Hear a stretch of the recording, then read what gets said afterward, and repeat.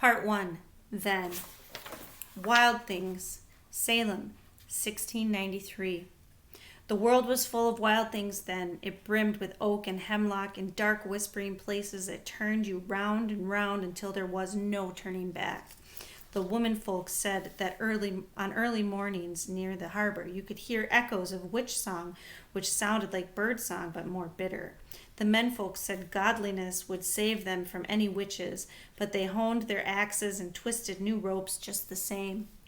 The witches said there was nothing so sweet as the shin bones of little girls, or perhaps a well-braised scapula with sparrow spleen compote. Compote? It was all in the preparation. They lived near town, the witches, but not so near as to be a bother, until a milk cow died or a child took sick. Then the town would start to mutter about the Sanderson girls. Mary and Sarah were especially Winnie, who had not been girls for a very long time, but who did not merit the title ladies. Someone always intervened. "They're no bother," someone would say. "Just batty girls playing in the woods."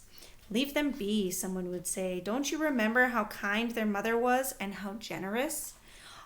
It all made perfect sense at the time, but once the people of Salem left the town meeting and went back to work, not a one of them could remember who that someone had been. That is, until Emily went missing.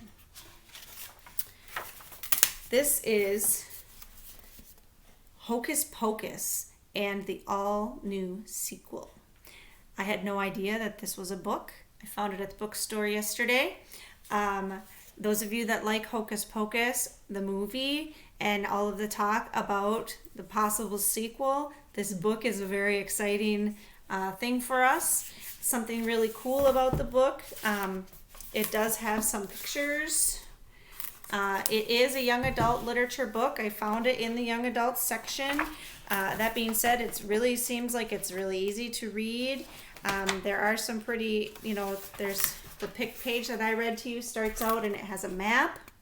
And it has the different witches, and each chapter has some form of a picture on it. On the back it says, shortly after moving from California to Salem, Massachusetts, Max Dennison finds himself in hot water when he accidentally releases a coven of witches, the Sanderson sisters, from the afterlife.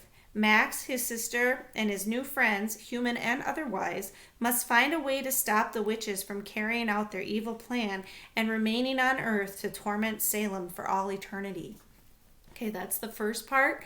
Then, 25 years later, Max and Allison's 17-year-old daughter, Poppy, finds herself face to face with the Sanderson sisters in all their sinister glory. When Halloween celebrations don't quite go as planned, it's a race against time as Poppy and her friends fight to save her family and all of Salem from the witches' latest vile scheme.